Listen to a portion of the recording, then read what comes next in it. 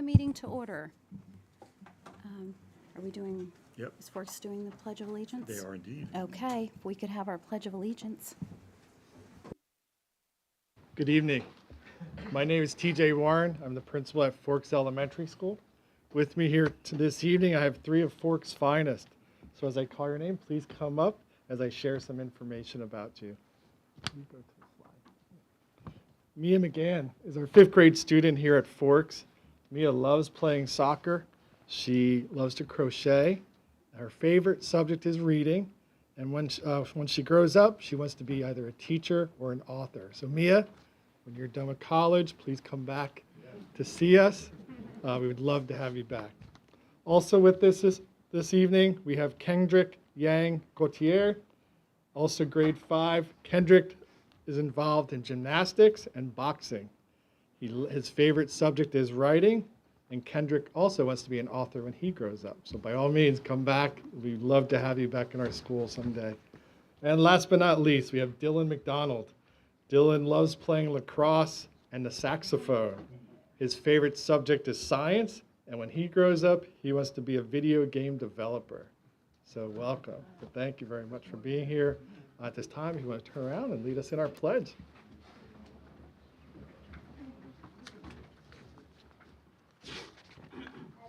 Allegiance to the flag of the United States of America and to the republic for which it stands, one nation, under God, indivisible, with liberty and justice for all. And if you could stay right there, we have some certificates for you.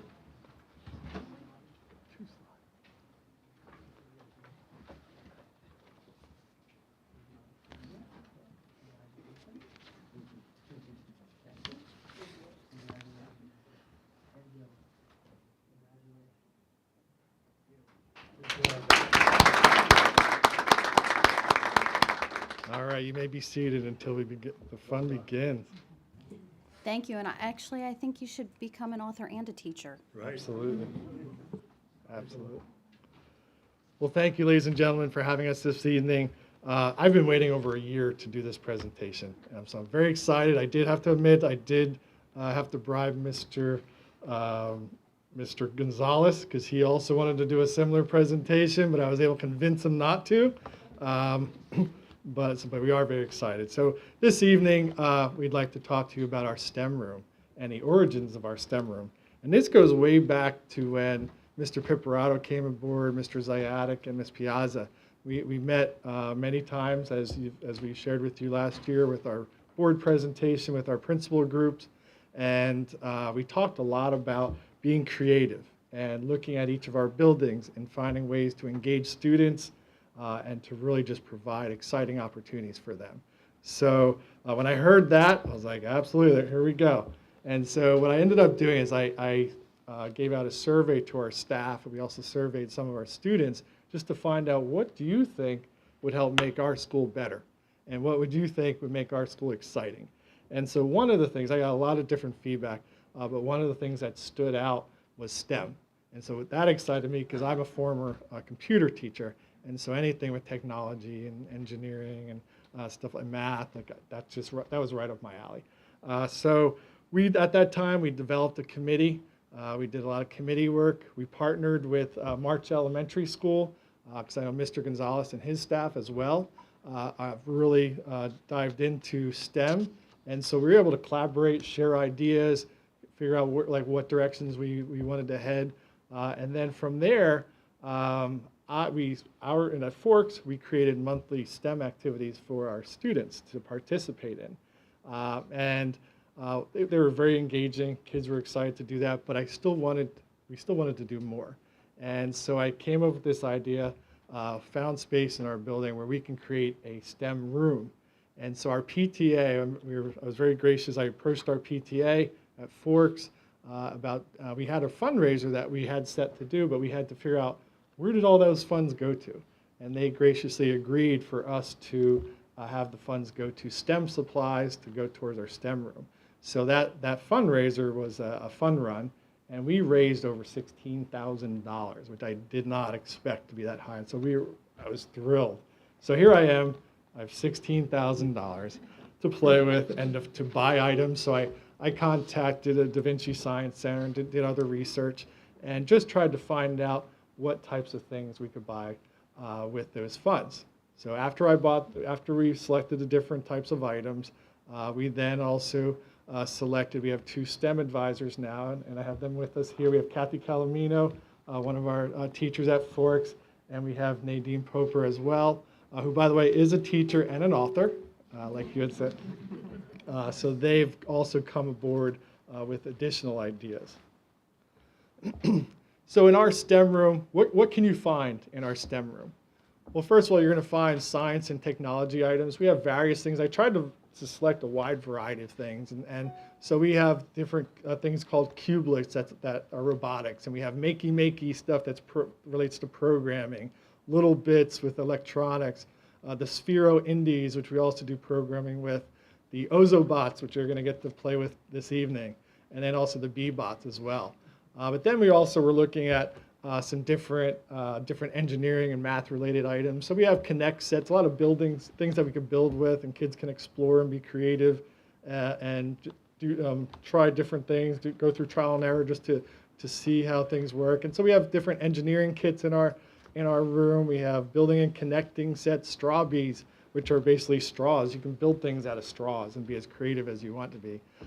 We have building solution kits for STEM, and we have blocks as well.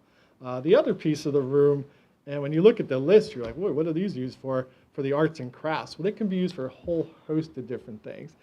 Kids can be as creative as they want to be, and we don't want to limit their creativity.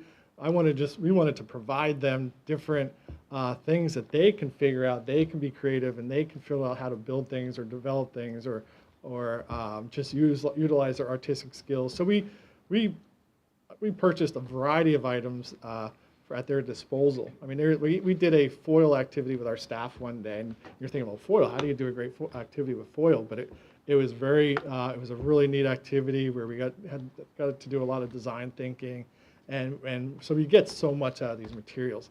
The other thing you're going to find in our STEM room, you're going to find curiosity, and that's what we want. We want kids to be curious. We want them to be excited. They're going to be problem solving, and these kids come into our room. We want them to problem solve. We want them to be creative. We want them to explore that critical thinking. And of course, most importantly, we want them to collaborate. Because when you look at these skills, as you know, everybody in this room, we all come from different professions. These are skills we use every day. It doesn't matter what career you're in, we utilize these skills. And so that's where we wanted to create an environment where kids can utilize these skills, collaborate, work together, and really get involved in that critical thinking. So I can tell you all I want what it's like, but I wanted you to see firsthand. So one of our 5th grade teachers, Mrs. McGraw, was kind enough to create a video along with our students. So I just want to share that this time so you get a little sneak peek into our STEM room.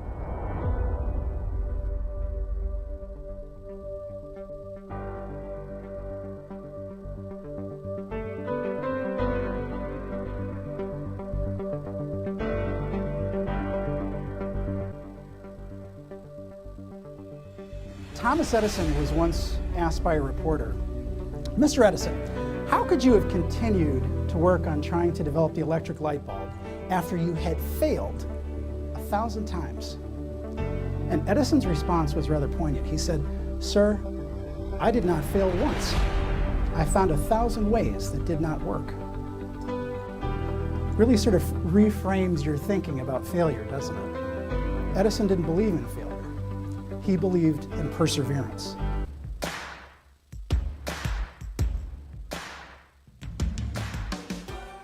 The design process. Ask, imagine, plan, create, test, improve, present. In a world full of dirt, you're a diamond. In a world full of hurt, you're smiling. In the darkest dark, you're shining. Shining like a shooting star. You live your life like a hero on a mission. Yeah, you're not afraid of being different. You hear the doubters, but you don't listen. 'Cause you know who you are. Yeah, you know who you are. This is to all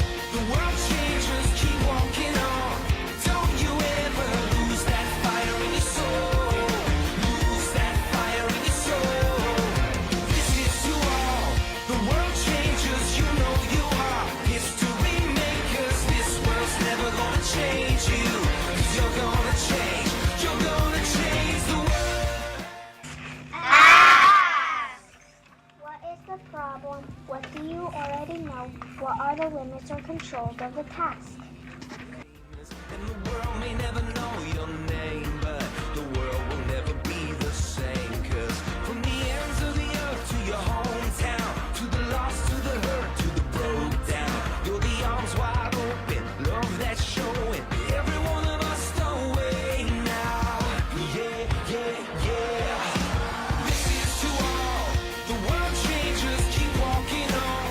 Don't you ever lose that fire in your soul. Lose that fire in your soul. This is to all the world changers. Imagine! What are some solutions to the problem? Research to find out more. Brainstorm with your team. You're gonna change the world.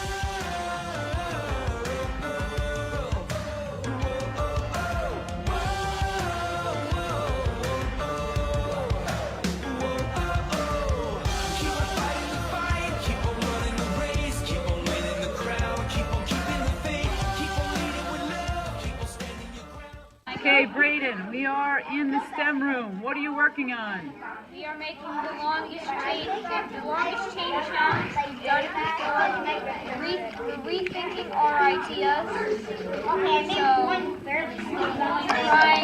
So, trying to what we did wrong, What's your essential question this week, Braden? rethink our ideas. All right, so what are you trying differently this time that you didn't try last time? So, this time, last time I cut my strips so they were a little smaller, but that didn't work. So now I'm not cutting them as much, so I'm making them really small. All right, well, we'll see how this works out. Good luck, Braden. Hi, Anna. What are you doing in the STEM room today? So we're doing a challenge about rethinking our idea about a STEM challenge that we already did, which was try to make the longest paper chain. And so right now we're trying to rethink by making the strips a little skinnier. And so Lola is working on cutting all the strips. And then I'm going to work on gluing, so then it'll go faster. Sounds like great teamwork, Anna. Good luck. Plan! Sketch your ideas. What supplies will you need? Who will do the jobs? Make a list of all the steps you will take.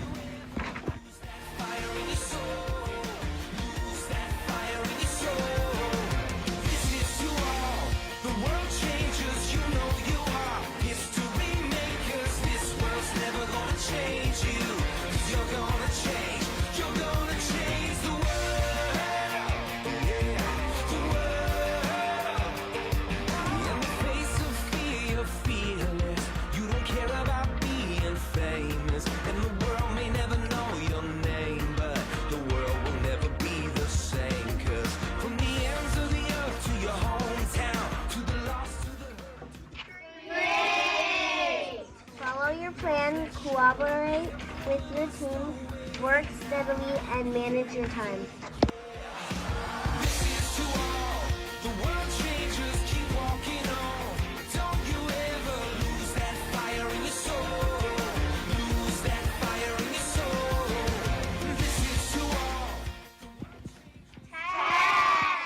Check to see if your design is working. Find areas that will need changes to make them work better.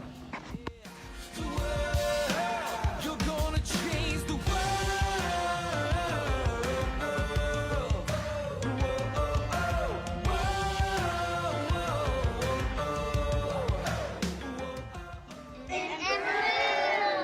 Learn from your mistakes, make your design even better, test it again, redesign again.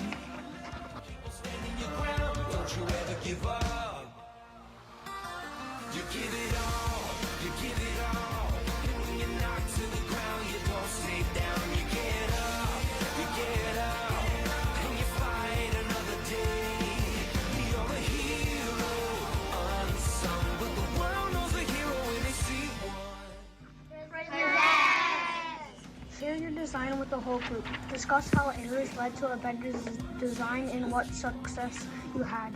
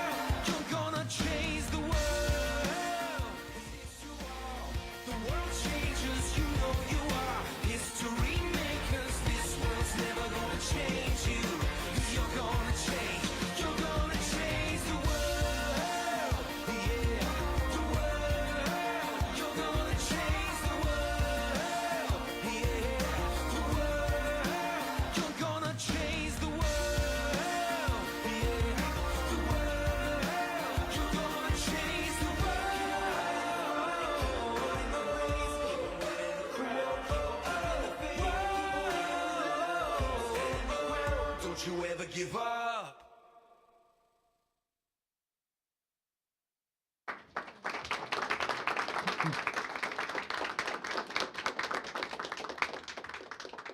So I've shared with you a little bit about our STEM room. I've shown you a little bit about our STEM room, but now I'm going to ask that you all participate as well, because I have with me this evening Mrs. Poper. I have our Forks finest who are going to lead you into a STEM activity. So enjoy. Okay, all righty.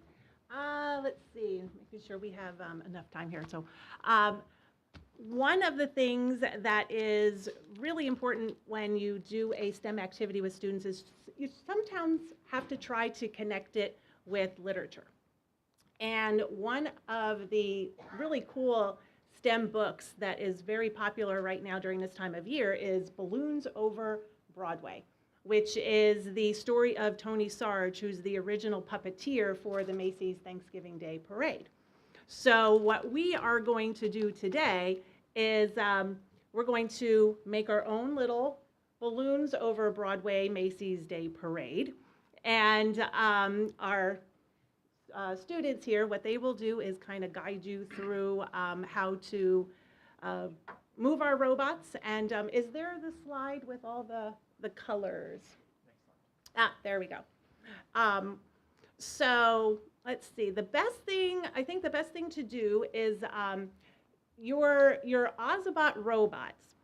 They have a little switch on the side, and when you press it, they will start to move down the black line, all right? So we have this all set up for you ahead of time because of timing.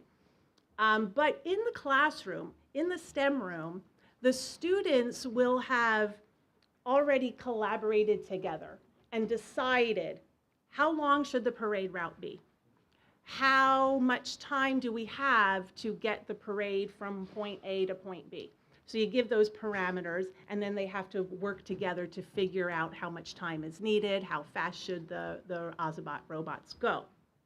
So your Ozobot they're programmed to follow the black path. And you're going to see little gaps in your paper.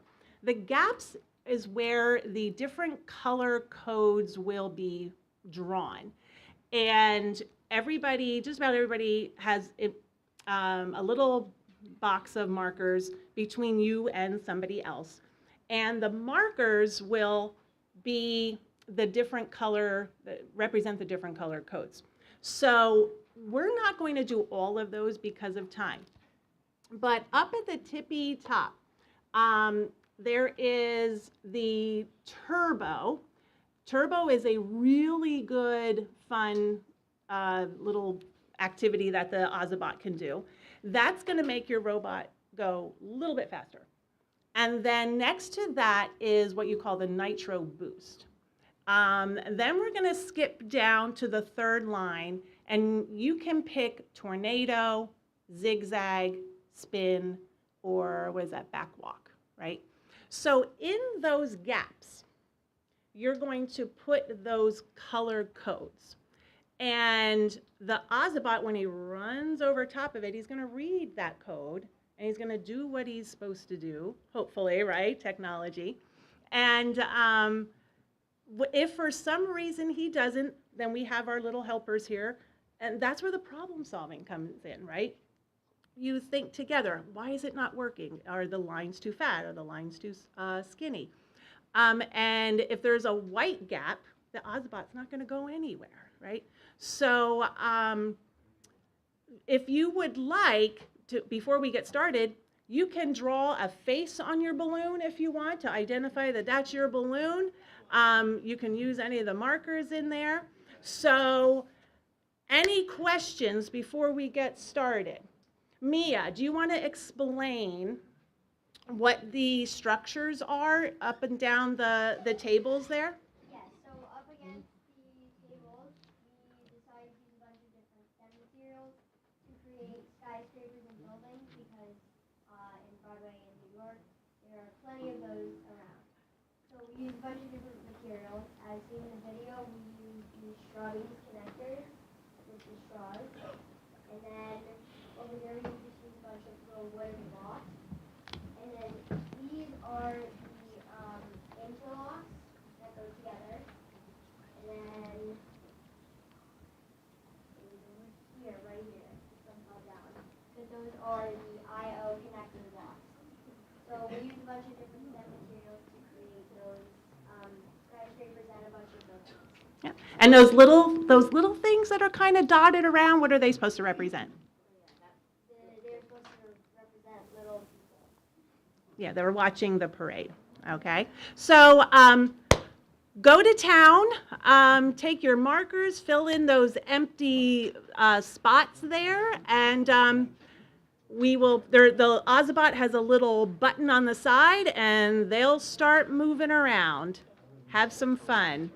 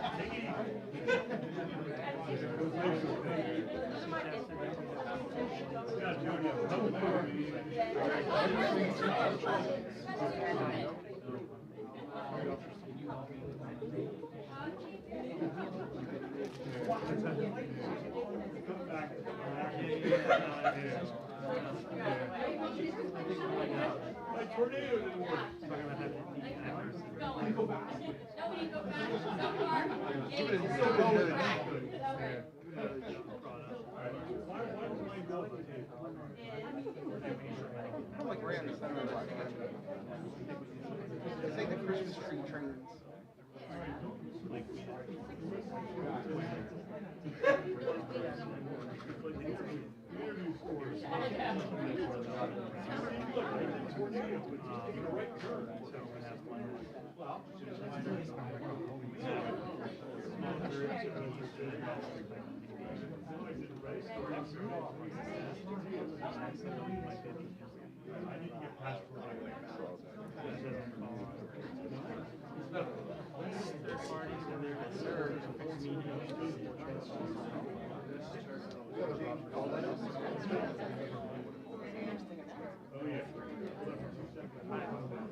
I'm not going to go so far as to say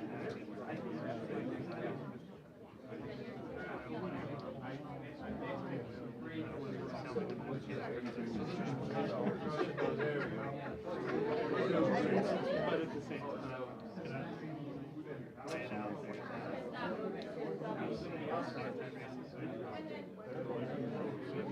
Crowd still there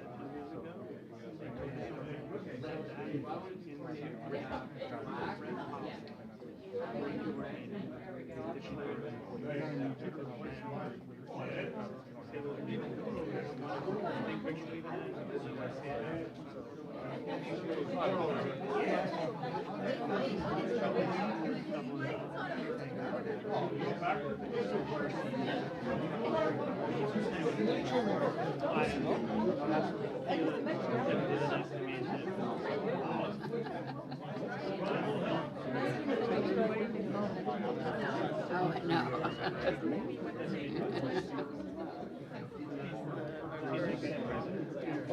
These market chemicals we used to say stop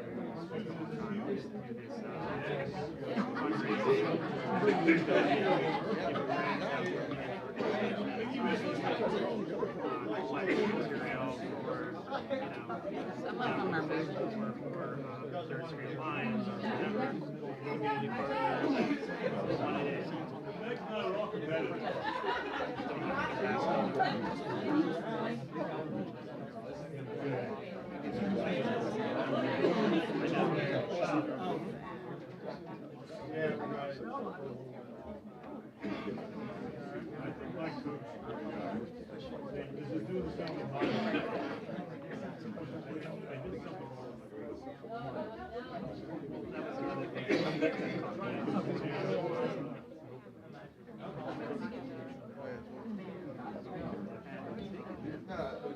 Use coffee.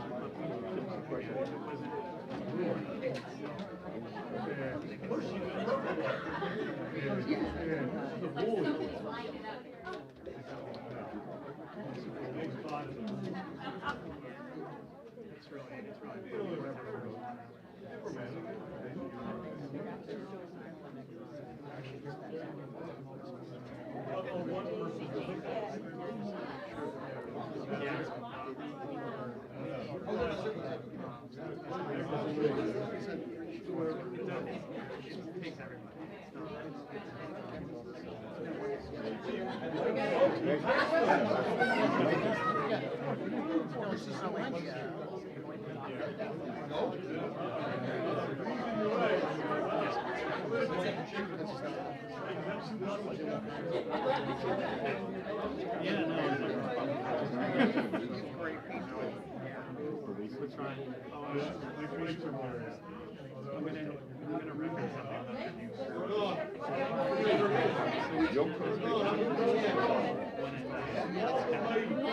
One person.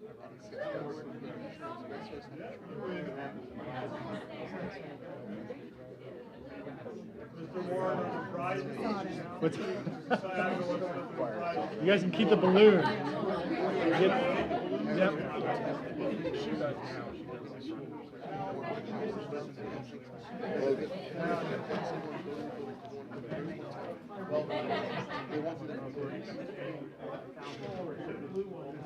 There you go, I'll give you that. You can start cleaning those up. You know, while you guys are doing this,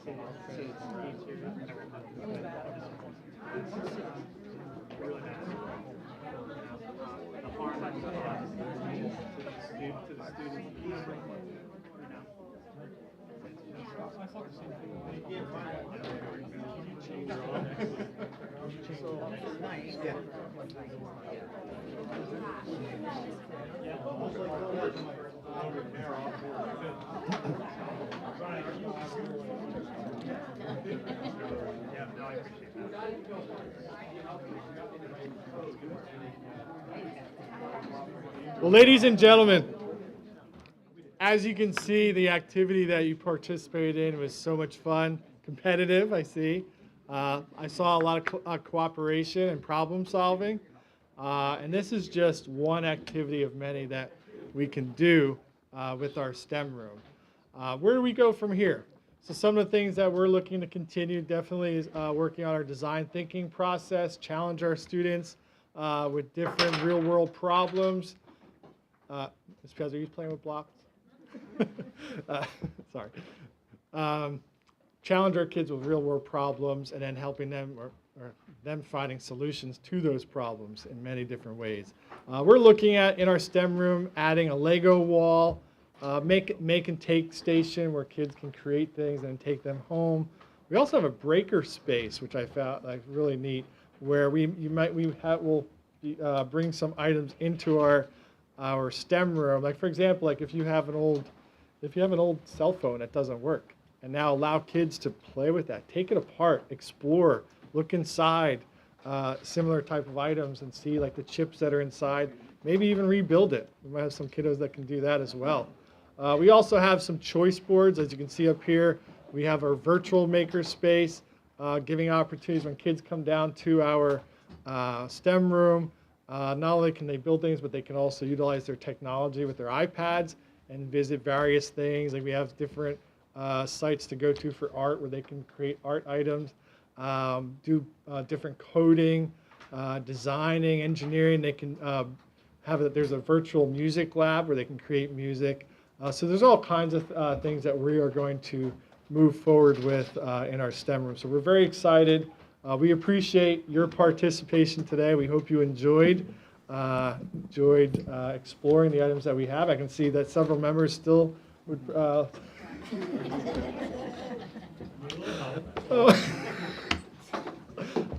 Sorry.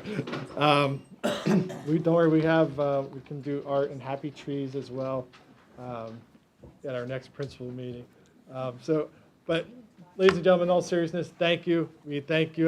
Once again, I want to thank our PTA for all their help in providing our students with a great atmosphere, Mrs. Poper, Mrs. Calamino, and of course, most importantly, our three wonderful students who did an excellent job helping the members in our board here this evening.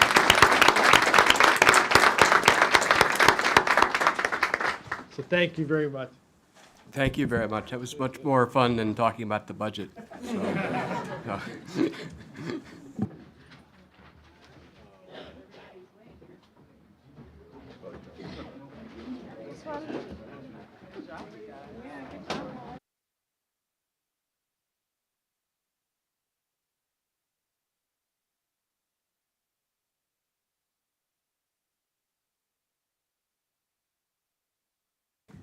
So I would also like to thank, this was awesome, and I think the students, fabulous job.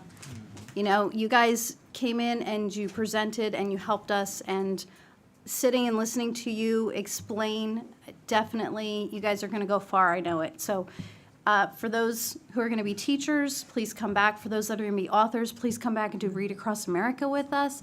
Please just come back. But fabulous job. Thank you, Mr. Warren, for that presentation. And I also want to say is that Mr. Cuck and Mr. Doster are probably going to be thrilled, because there are three things you touched on that we're talking about as far as profile of a graduate, collaboration, problem solving, critical thinking. So it's great to see that our students are already starting that in our elementary schools, and so that when they get to be in our high schools, they'll be our leaders. So thank you very much. Thank you, Mrs. Hess. And to our Forks guests, Mr. Warren et al., again, thank you. Congratulations on a great presentation. And as we always say at this point of the meeting, this is a really good time for you guys to head home. All right. I mean, you're welcome to stay for the rest of the meeting. It won't be nearly as exciting. Good job, everybody.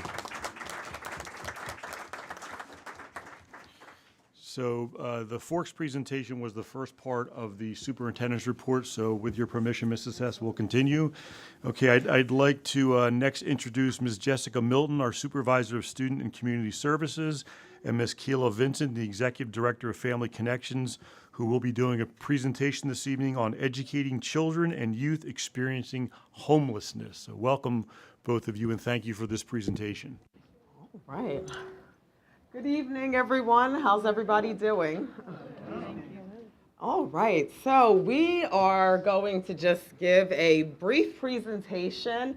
So this is the week that celebrates ECYEH awareness. So what does that stand for? It's educating children and youth experiencing homelessness. And so that is from November 14th to the 18th. And we're just going to explain a little bit about that. And so we're going to dive right in. So who we are, and I'm Jessica Milton, Supervisor of Student and Community Services for Easton Area School District. And I work alongside Craig Reichel, who's my director. And I'm Keila Vincent. I'm the Executive Director at Family Connections of Easton. All right, so what is ECYEH? What is that program? So what it is that ECYEH is a program that informs local school districts of their responsibilities to children and youth that's experiencing homelessness. So a lot of times we don't think about children being homeless. That doesn't really come to our minds. And so this program, what they do is they increase awareness to different education agencies about what are some of the needs.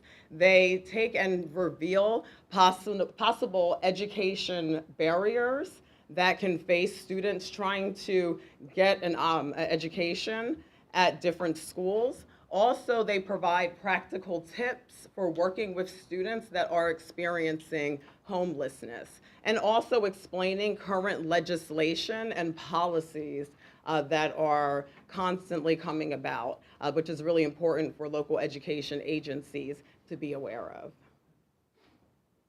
So here's some quick facts we wanted to share with the group.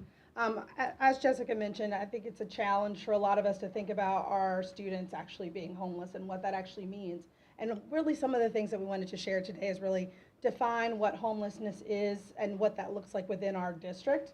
And we also wanted to share more broadly some even more broader facts that really kind of bring to light some of the challenges that happen across the country and then kind of drill down to what happens here at Easton. So I'm not going to read for you, but we are all here educated, so we're educated enough to know that we can read here and see that.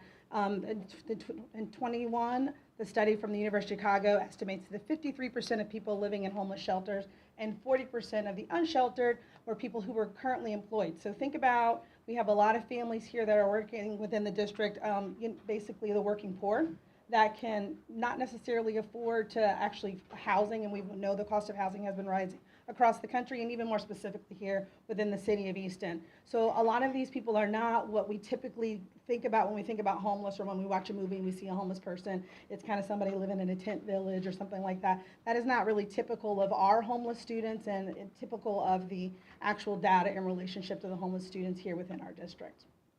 The number one cause in Easton Area School District, that is the cause of homelessness, is eviction, especially when we're looking at that shift in the housing market. A lot of times it is a non-renewal of a lease, which is leading to our families becoming homeless.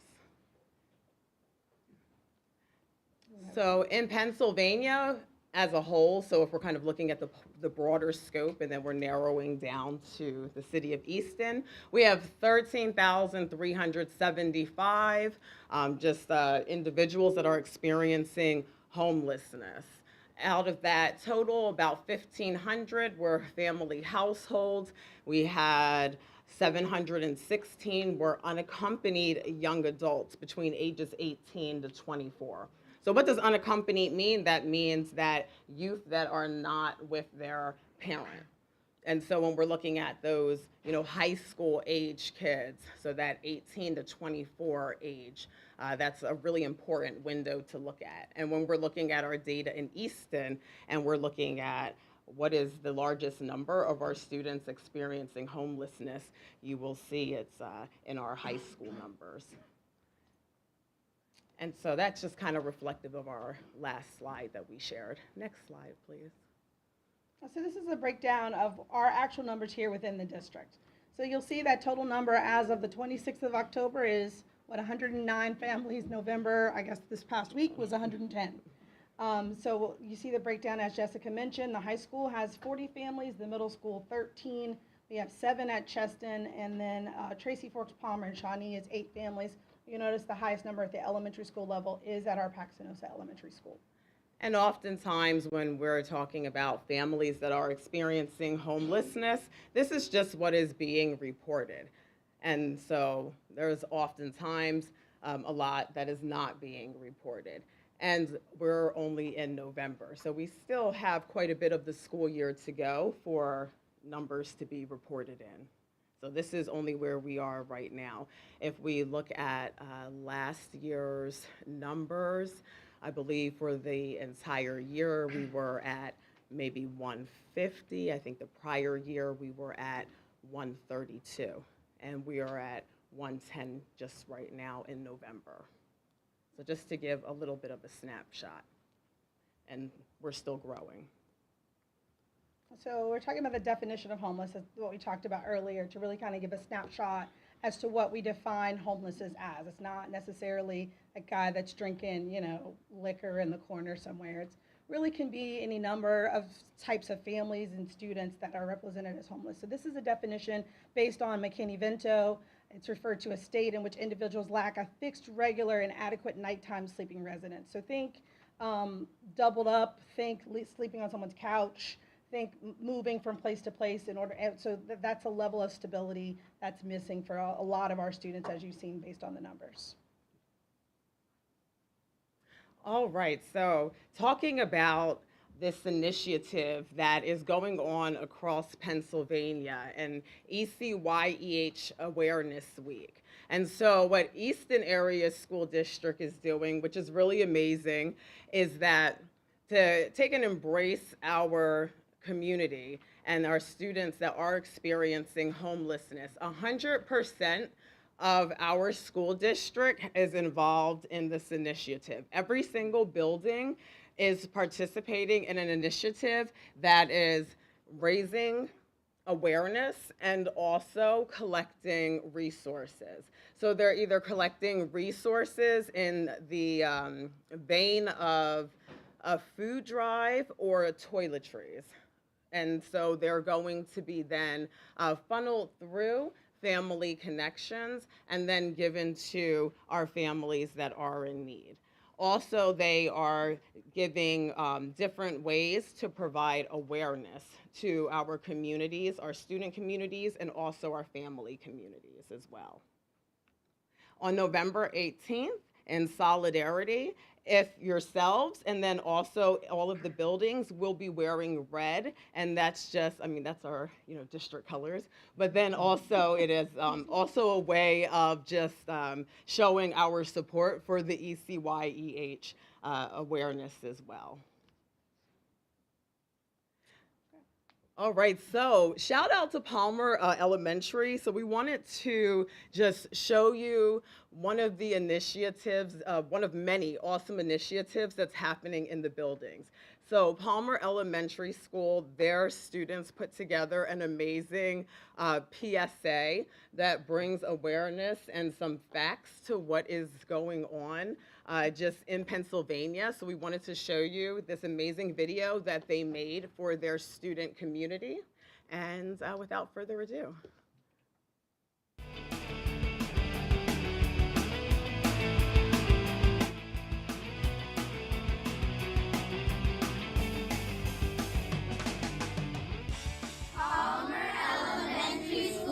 Helping to raise awareness about homelessness in Pennsylvania.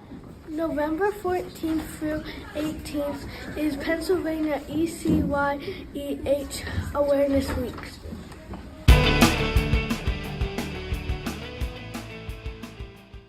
ECYEH stands for Education for Children and Youth Experiencing Homelessness.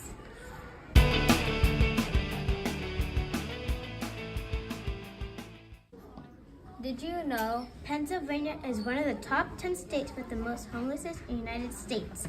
13,375 people. You know, a study in 2021 by the Child Care Services Association found that 1.3 million infants, toddlers, and preschoolers experience homelessness every year. Did you know? The Houston Area School District currently has 110 reported homeless families. That's right, here in our school district. We want to come together as a school and community to help, to show we care, provide hope, and encourage strengths when setbacks seem impossible to overcome. Here's a tip for all teachers to support children experiencing homelessness. Please recognize the importance of a caring environment so we can do our best. Here's a tip for our fellow classmates. Be kind to everyone. You may not know what a friend or classmate may be going through. Okay, Panthers, now it's our turn. Let's raise awareness for education for children and youth experiencing homelessness by participating in Red Shirt Day on Friday, November 18th.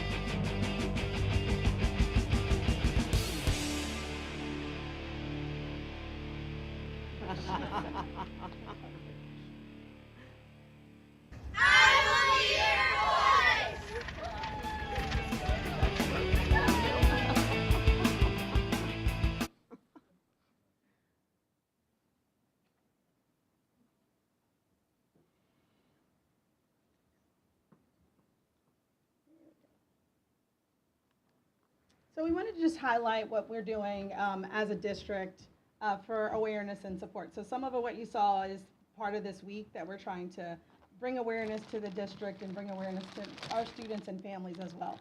But beyond that, we're going to continue to really push down on an awareness and make sure people are aware of our 110 families and grow it, and that continues to be a growing number.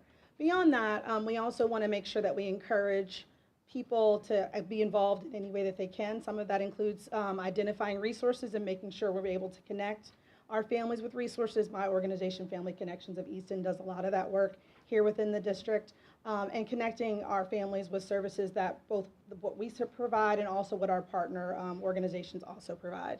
And we also do some collections of basic needs, which is what we talked about earlier. We'll have Stuff the Bus coming up soon, so we'll have a lot of requests and needs there in that space as well. So one of the major things, and I think we'll highlight that in another slide, is really what most of our students, especially our homeless students, are in need of. And if you have anything that you might want to be able to share with our fellow community members, that would be great. Tell your friends know, let your family know, that kind of thing. We can go to the next slide. So beyond that awareness week that we talked about, 100% of the homeless youth data, which this didn't happen prior to me connecting with Craig and his team, 100% of those referrals are now coming to Family Connections of East End, and we noticed a gap when we started reviewing data that what we were receiving as referrals was substantially lower than what actually our homeless numbers were. And one of the other things doing is just being creative in how we are advertising to get drivers and some of our positions in order to just have that turnaround to be quicker so our students can have just more access to have transportation to school. Also, homeless youth data snapshots being provided at the building levels to our building level leaders and also to counselors to help inform their decision making and conversations and providing supports to our students that's experiencing homelessness. Also, there's in the process bolstering collaboration with CIS, which is Communities in Schools, for supports for our ESOL students and also migrant students, and just having more conversations around how we can best support those communities. In the Office of Student and Community Services, which is our office, and then also partnership with the SHAPE team, there are monthly meetings that take place. And it's a just constant process of looking at what type of mental health services are being provided across the district, their effectiveness, trying to streamline them, and if there are things that are really effective in certain buildings, how are we able to replicate that across the district? And so that's an ongoing process. It's not something that's going to, happen overnight, but the ball is rolling, the conversations are being had. And so that's just something that we're constantly working on, and we've had multiple monthly meetings around it. So how are we supporting children and youth that's experiencing homelessness? And so whether it's in this district or in just schools in general, or in the classroom, or just students or young people that you all might know in your personal lives. So connecting families to medical, dental, and vision services are extremely important. Also connecting students and families with mental health resources. There's a lot of trauma that young people experience that are encountering homelessness. So any way that they can be connected with mental health services and professionals is really, really key for them being able to have resiliency to overcome those challenges. Being connected with social service programs that can assist with housing, emergency funds for rent, utility, and also support services. And being considerate of race, culture, ethnicity when navigating supports for families that are experiencing homelessness. Because one of the things that's really important is just preserving someone's dignity through that process.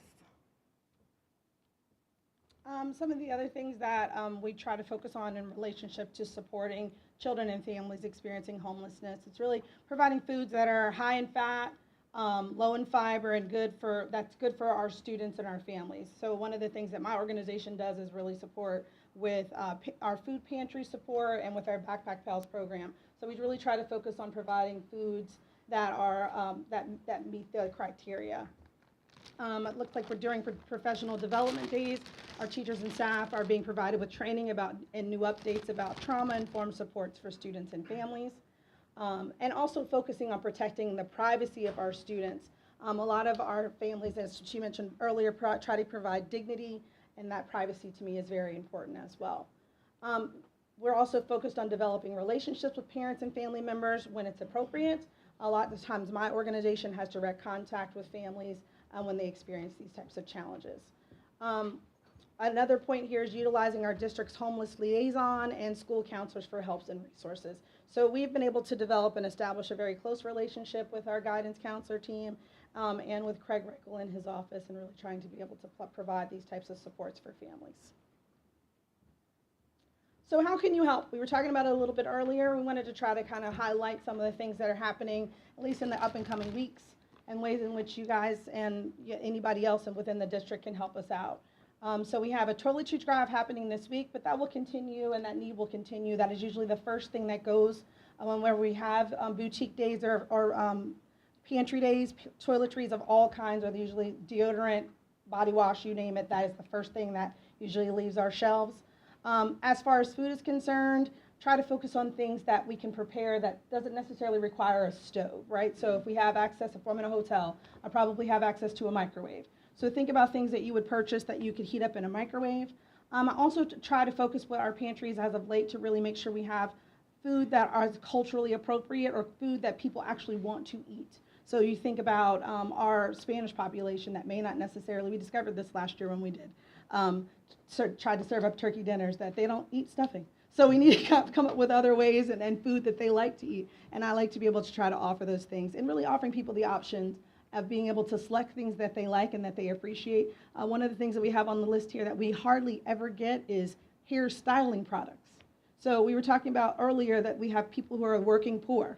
And so when you're thinking about necessities and things that you buy, you usually buy food, you probably buy some toilet paper, but like hair gel, hairspray, and those types of things are probably really last on your list. And so most of the time we get shampoo and conditioner, but we don't get those styling products. And I know when I think about what are the 5 things that I need, a styling product is usually one of them, right? So try to think about whenever you're purchasing items for the homeless, specifically like those types of things that, if you're like taking a shower, at gym class, what would you need in order to make yourself look presentable? So those are the type of things that I like try to remind people of whenever we're thinking about how people can help in ways that it's meaningful and thoughtful in the way in which we try to provide services. So Stuff the Bus is coming. Starting next week, you'll see the bus floating around the school district and down in the circle. So by all means, if you have any of these items that you want to hand over, I'll gladly take it and find the best families that are in need of it. Beyond that, also take your money if you want to give it to me as well, and come up with ways to spend that appropriately. And also this week in all of the buildings, there are donation boxes that are set up at the different entrances. So for anyone that has, children that are in EASD schools, they're able to also donate to each of the buildings as well. So there is also one of our community partners that are in need, the Easton area branch of the Salvation Army. And so if you're thinking about how can I give to one of the local organizations, they are having a challenge putting together their holiday food packages for local families. And so above is like the list that they have that they're really having a shortage on. And so these are just some of the things that they're really looking to collect from the community. And also, so take a look if you want to take a picture with your phone. Also, if you reach out to Craig Reichel or also Jill Petullo, and we could kind of figure out what the donations could look like, or if you want to go directly to the Salvation Army that's on Northampton Street and just directly give a donation to them. Another thing to note in relationship to Salvation Army, a lot of our families who are not necessarily registered in the district yet, so think early childhood ed, they're going to be Easton students but are not there yet. They are going to the Salvation Army for their needs when it comes to holidays and really getting prepared for winter. So they're not necessarily coming to me within the school district, they're actually going to the Salvation Army. So that is an extension of our broader community here within Easton. All right, so thank you so much for just taking time out to hear our presentation. Hopefully it just gave you a little bit of a different perspective on just homelessness in general, but then just thinking about our children and youth that are experiencing homelessness, and then thinking about our families here within the Easton area school district. So on Friday, don't forget to wear red in solidarity for ECYEH week. And have a wonderful evening, and take care of yourself and your loved ones. Thank you, everyone. No, I was just going to say, can we have those lists and then maybe get them up on the website? Thank you so much. Absolutely. So thank you both for your outstanding presentation and also for all your work in this particular area. And Craig, thank you for your leadership. Really appreciate it. So we'll support the best we can, but keep bringing it to the forefront. We appreciate that. Thank you for your support. Of course, you're welcome.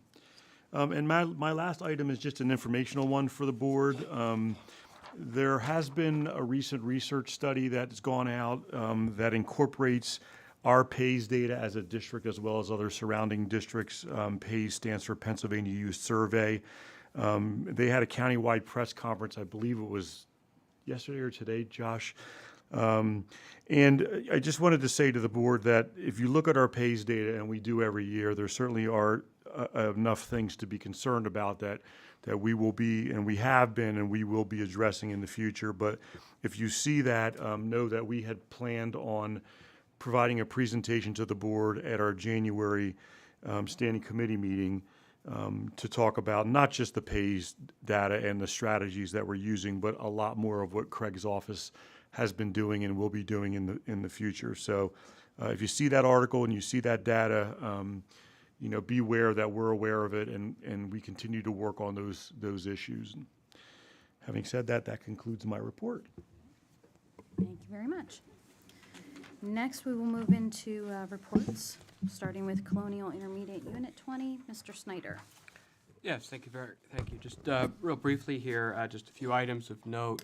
The IU board did seat 2 new directors, Nathan Strunk from Pocono Mountain School District and Dr. Shamim Paksad from Saucon Valley School District to replace 2 other members who had stepped down from their positions. And just one thing to note, that the IU, Dr. Jackie Bartek, the assistant to the director of executive director, they did present a presentation to the board about a program called Project Rise and Project Stay that they are going to be working on. And these are, Project Stay is an induction program for new teachers working with students in autism in elementary schools, and it's a 3-year program focused on retaining the teachers and those working with students and in the autistic support realm. So just those 2 or 3 quick items, and that concludes the report. Thank you very much. Next, we have Easton Area Public Library. Good evening. You've received a report of the various activities that have been going on at the public library, but I'd like to highlight 3 really exciting things that have been going on, have concluded actually. The first was our fall book sale, which we ended yesterday. Hopefully all of you got to attend. I think our final sale was just over $6,000 made, and we just like to publicly thank the Friends of the Library for their amazing work and efforts in running another book sale.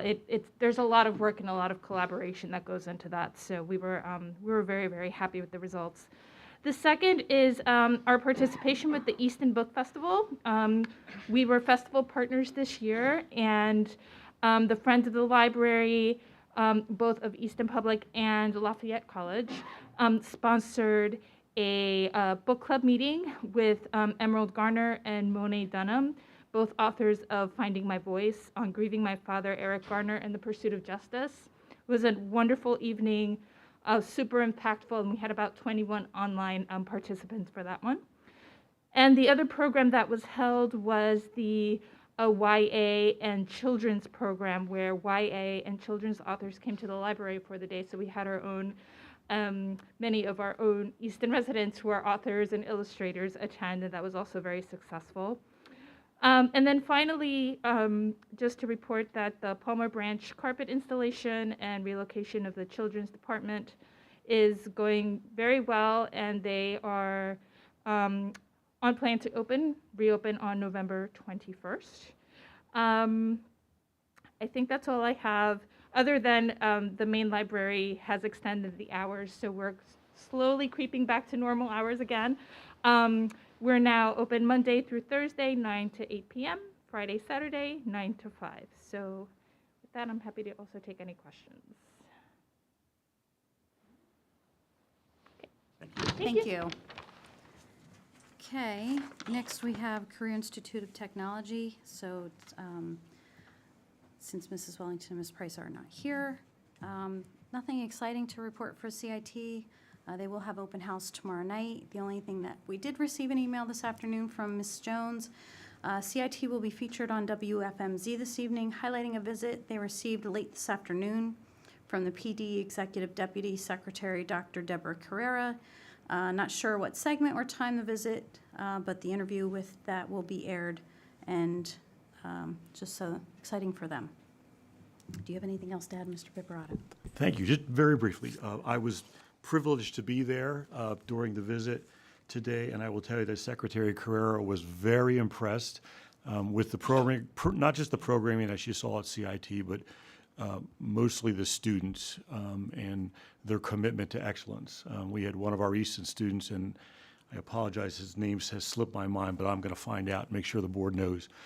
He facilitated the tour, and then she visited the culinary lab and the school store and a few other areas, the cafe, and she had nothing but wonderful things to say about what was happening there. So kudos to everybody involved. Thank you very much. Next, Northampton Community College. Is anybody here for the community college tonight? Nope. Okay. Next, we have Foundation for Easton Schools. Ms. Sayago. Thank you. Just briefly, the restricted fund report is available for board members on the agenda. And I do just want to mention that some members of the foundation board, including the director, had the opportunity to sit down with Mr. Zayatic and Ms. Piazza recently. And they had a really great conversation about how the foundation can support the priorities of the school district, and the foundation was definitely very energized by the conversation and appreciative and looking forward to working together in the future. So thank you. Great. Thank you. Next is Charles Schwinn Science Technology Initiative. So we met last month, and I'm very pleased to report that the foundation will be awarding over $20,000 for each the CIT and the school district. For the school district, we requested machines for structural stress analyzer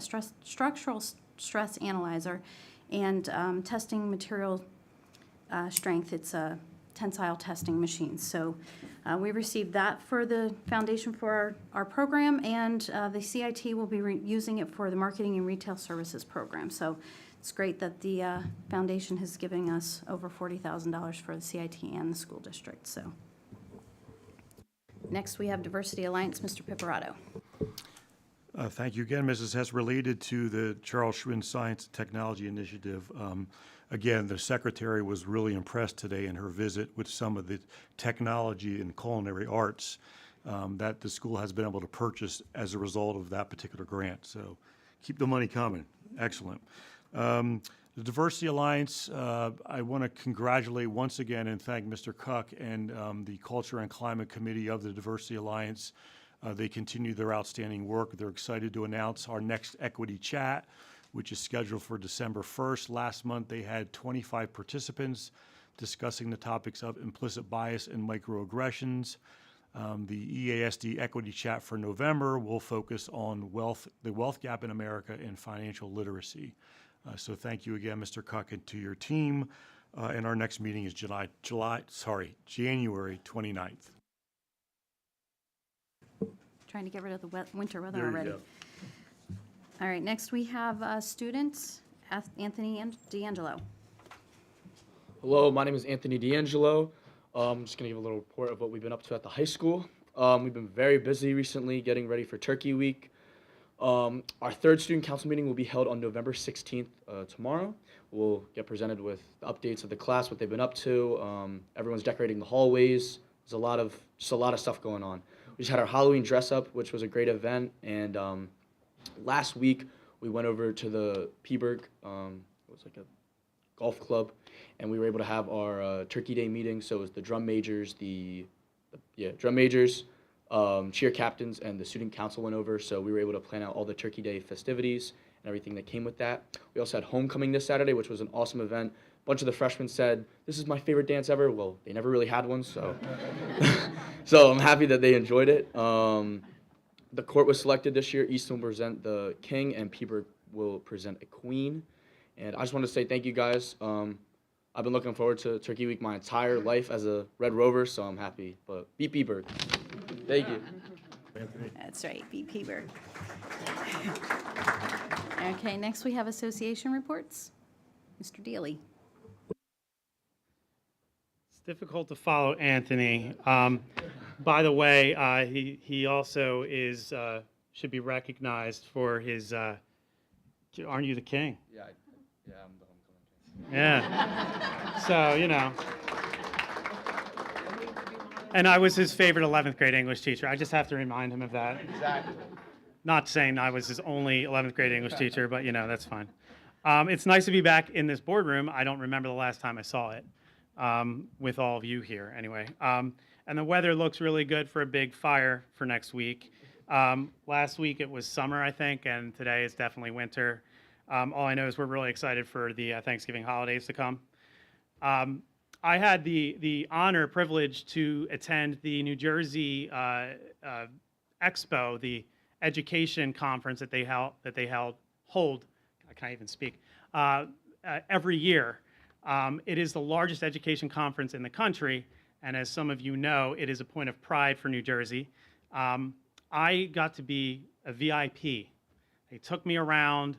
I'm running for an upper level position within the NEA, so they pinned me with a rose, led me to the ribbon cutting, gave me front seats. I sat in the front seat to see Nicole Hannah-Jones and David Hogg and all these incredible speakers that they had.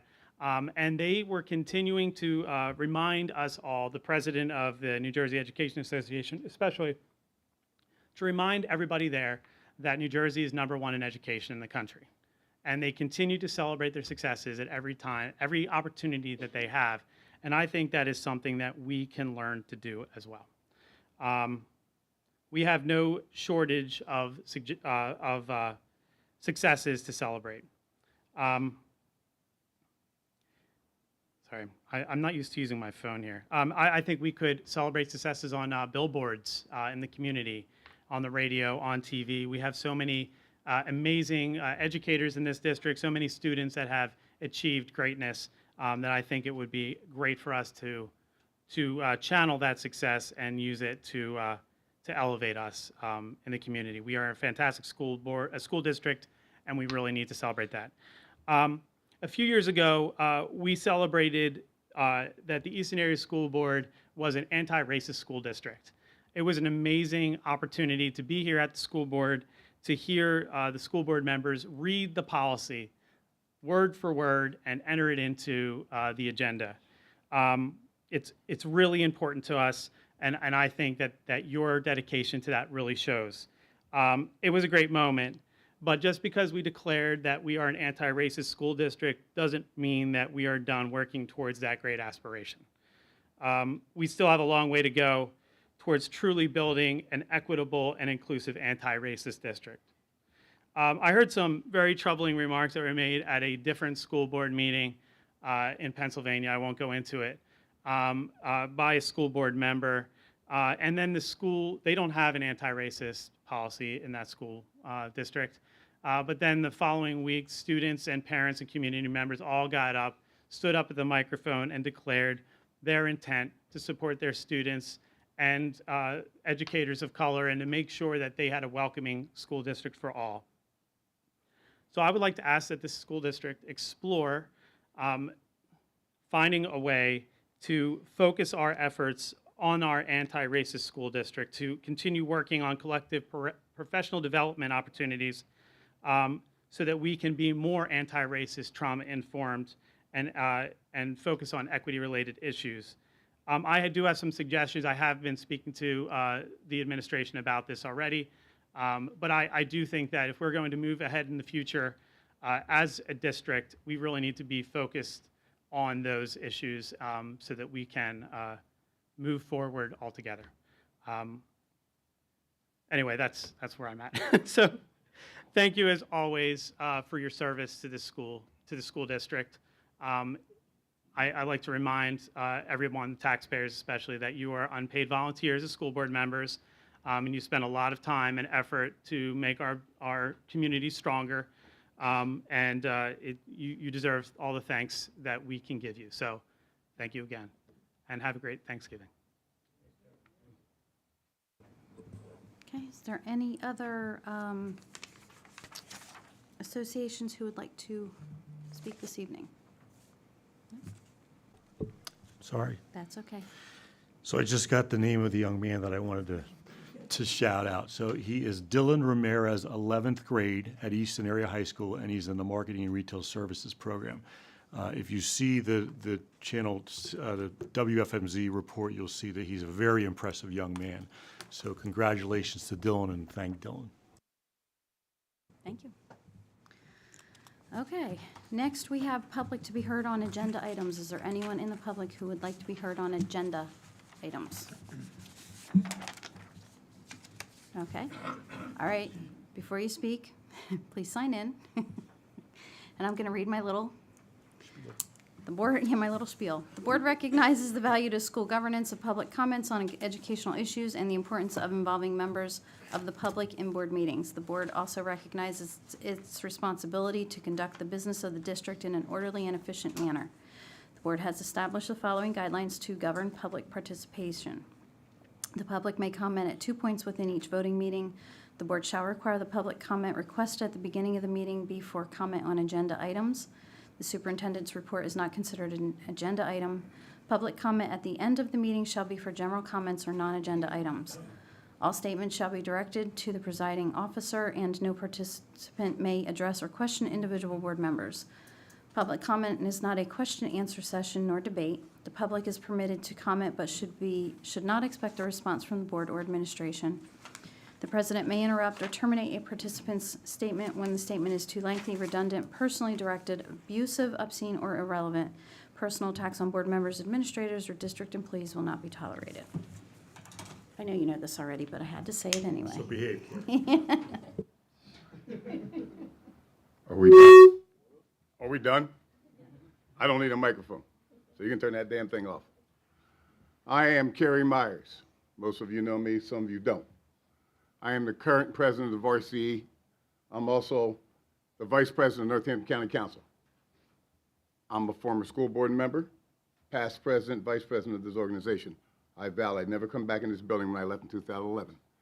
That didn't work. I'm here tonight on the agenda item of possibilities with what we plan on, if not plan on doing with the concession stands of a $17 million project that is called Cottingham Stadium. Unfortunately, with COVID and all the craziness that went down, a rebuild at this point has hit a magical number of almost $600,000, if I'm not mistaken. So when I heard that with the conversation, Ms. Sadick, my jaw dropped, and I went into immediate what the hell's going on mode. I reached out, made my phone calls, my past connections, and got some documentation. Come to find out that of this $600,000, a lot of it can be cut to build this damn thing. I am well aware of what it costs to build things because I was the chair of buildings and grounds, so I knew what contracts were. Also know that when Dewey does something, they pad the hell out of it. So let's not fool each other. I think what we need to do at this point is have a sit-down conversation with the people who actually know what needs to go in there, what doesn't need to be going in there, and let's see what we can do to make this thing happen, because if we don't, I don't know how much longer the city is going to allow us to continue to cook hot dogs in the outside on the grill. We have a wood structure, which is fire code no-no. And even if we put suppression systems in there, I don't know what we can do. There are things in here that we don't need. And I can only say that from the varsity standpoint. If you guys are not going to build it, I have an offer for you. Allow us to. I have the connections. I am an alum, a 1972 alum. I was the captain of the basketball team that only finished third in the state. I have my connections with every people. Now, I'm not trying to tell everybody how old I am, but yes, I'm 68 years old. I retired, and since I retired, I've been more busy than when I worked. This is ridiculous, you know, but that's the way things are. Some people ask the question what the varsity does. I can tell you this. In 1948, we built the first stand, and we continue to build them since then, with no money from the district whatsoever, all funded by the varsity. In 1953, the first lights went up in the stadium. The district didn't pay for them. The varsity did. We continue to do that with plaques, awards, scholarships, donations. We help supplement some of the money you can't give to the kids. If we are kicked to the side and can't raise money, is this board prepared to pick up the slack that the varsity pays for? I think not, because where's the money coming from, folks? You have a $110 million bond that you took out to take part and do these things. taxpayers' money. If we don't give them something back for the money they have to pay for it, it's an embarrassment to the taxpayers. We do all of our money, every dime goes back to the kids. If you ask your food truck people, they're going to pay you what they do come through the door, rest is going in their pocket, and the hell with the community. This is a reality. I know this. I've dealt with it. Only thing I can say at this point is we're willing to do whatever you can, but if we take on this responsibility with your permission, understand something, we can't just allow people to go flowing in and out of this thing if we're going to build it. We're going to build it. We're going to want a lot of say over what happens with it. If you build it, you can tell us what to do with it.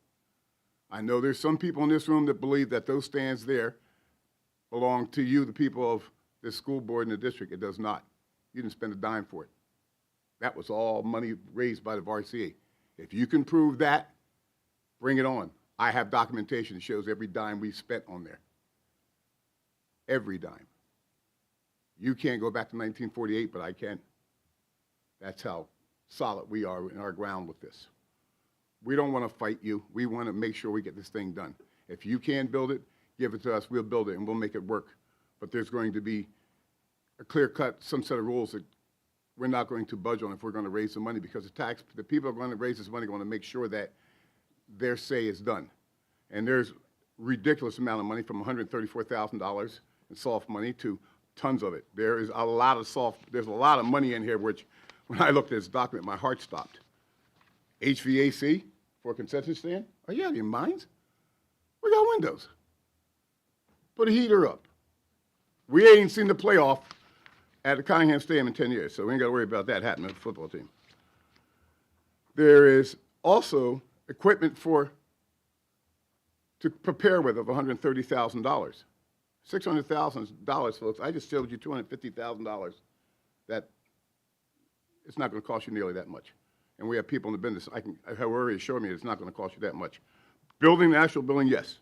But unfortunately, if we would have built it when we did Cottingham Stadium, it wouldn't cost us 3 times the amount of money that's costing us now. You guys all weren't on the board when that decision happened. When you do things behind closed doors and you don't talk to the people who actually do it, this is what happens. This money bites you in the ass. And that's why it costs $600,000. And for the ladies who, with the connection, please get a hold of me. At the county level, I'll see what I can do for you. As a vice president, I'll do it the best I can. Hopefully in the next few weeks, I might be the president. The first from Easton High School. Okay. All right, thank you. Is there anyone else to be heard on agenda items? Okay, seeing none. Move on, executive session report. We had executive session this evening from 6:30 to 7 regarding confidential student conversation, informational, and personnel items. Next, we will start with, if I could have a motion for approval of the minutes.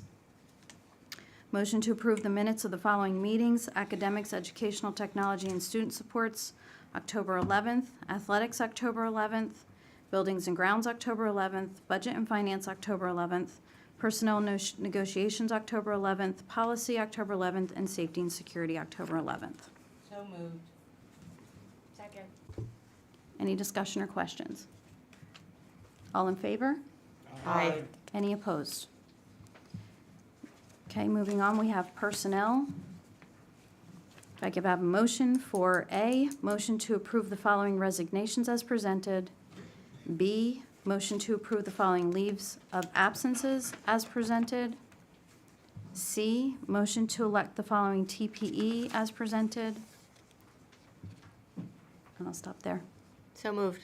Second. Any questions or discussion? All in favor? Aye. Any opposed? Next, I would like to have a motion to award professional contracts to the following employees as presented. E, motion to elect the following administrator as presented. F, motion to approve the following administrative transfers as presented. G, motion to approve the following voluntary transfers as presented. H, motion to elect the following support staff as presented, pending receipt of all forms and documents required by the district. I, motion to elect the following volunteer coaches as presented, pending receipt of all forms and documents.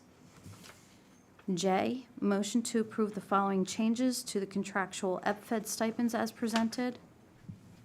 K, motion to elect the following after-school program employees pending receipt of all forms and documents required by the district. And I'll stop there. So moved. Second. Any question or discussion? All in favor? Aye. Any opposed? Okay, next is L, motion to approve the following national board certification. M, motion to elect the following support staff substitute as presented. N, motion to elect the following long-term sub as presented, pending receipt of all forms and documents required by the district. O, motion to elect the following coach as presented. And P, motion to approve the attached contractual EPFED stipends for the 22-23 school year. So moved. Second. Any questions or discussion? All in favor? Aye. Any opposed? And I would like to congratulate Ms. Powers on her national board certification. As we all know, that is a difficult feat to complete. And you, go ahead, you can steal my thunder, go ahead. No, go ahead. You do it. I just want to congratulate Matt Bolts, who will be stepping in some very big shoes as our new athletic director, and we have complete confidence. Yes, thank you.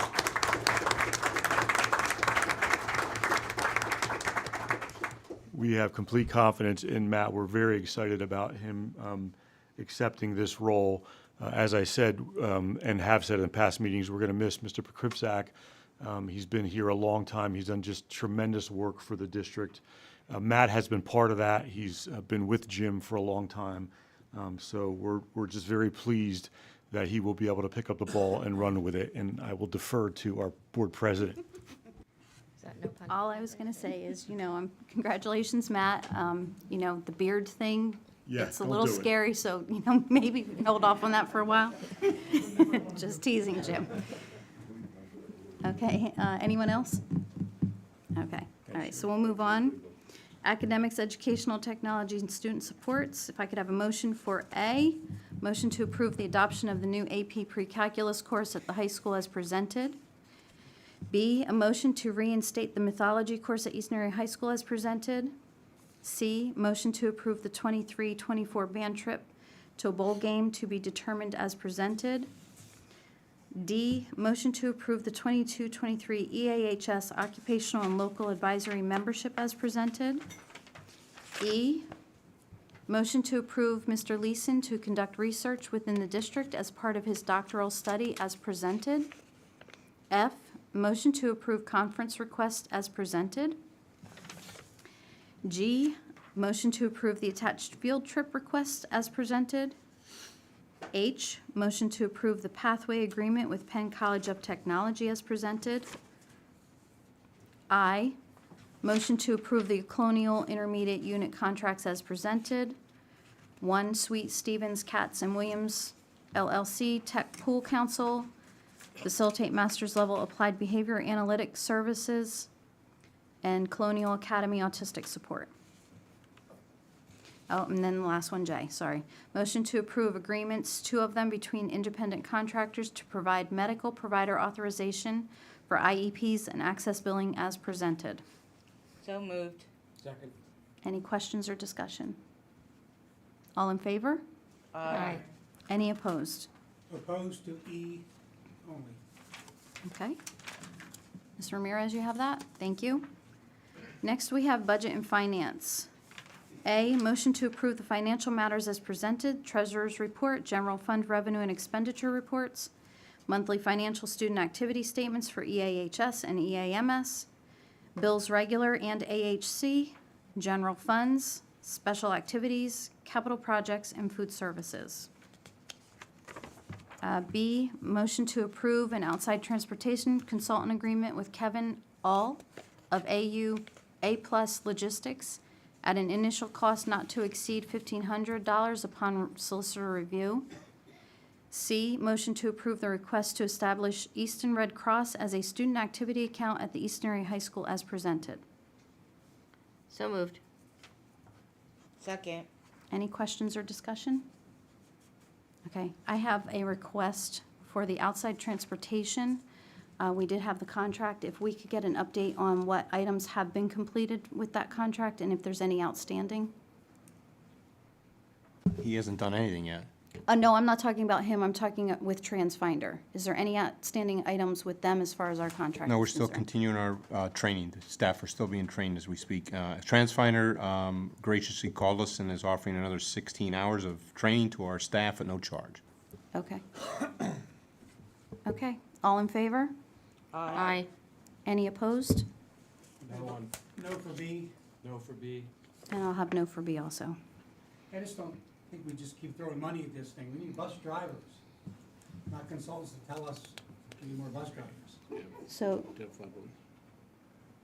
1, 2, no, 3, 4. Right now we have 4. So the motion failed. So,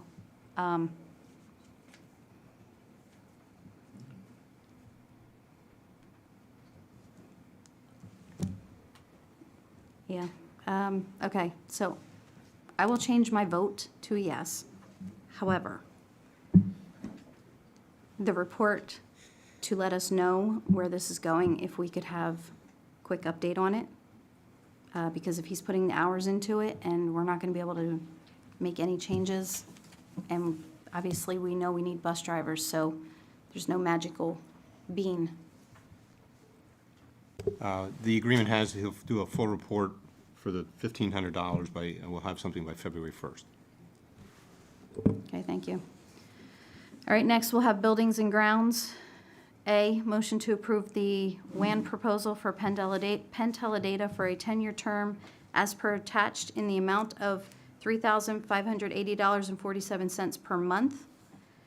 B, maintenance truck, motion to approve the purchase of the following: 2 Ford F-350s, 1 Ford E-Transit 350 cargo van, and 1 John Deere 320P backhoe as per attached.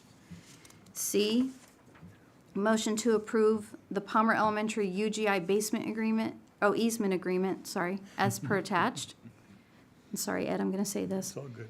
Motion to approve the EAMS grease trap change order in the amount of $4,100 for the additional work as per attached. E, motion to approve the Cottingham Stadium project change order as not to exceed $18,500. So moved. Second. Any question or discussion? All in favor? Aye. Any opposed? Nay on B. Okay. Next, we have safety and security. A, motion to approve the Navigate 360 EMS for a 36-month term subscription service beginning 11/30/22 and ending 11/25/25 as per attached. So moved. Second. Any questions or discussion? All in favor? Aye. Any opposed? Nay. Okay, next we have other business. Motion to approve the expulsion hearing waiver form for student number 35550 under the terms as presented.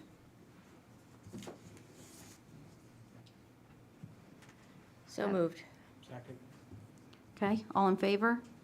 Aye. Any opposed? Next, we have public to be heard on non-agenda items. Is there anyone in the public who would like to be heard on non-agenda items? Okay, seeing none. Any other business from board members? I have a couple comments. First, congratulations to Matt Baltz, quality individual. No doubt that he's going to do well. Second is a farewell to Mr. Scott Breininger. He took a job at Nazareth High School as the principal. We lost to Nazareth again. But good luck, Mr. Breininger. Yeah, thank you, and again, congratulations, Matt. Wish you the best and the luck. So, still get to see Matt around. He used to be a neighbor of mine, so I still see him driving through the orchard though in his truck. And I wish him well. Congratulations, Matt. Anyone else? Okay. If not, I would like to wish everyone a very safe and healthy, happy Thanksgiving. And I agree, Anthony, VP Burke. All right, so if I have a motion for adjournment, Second. all in favor? Aye. Okay, thank you.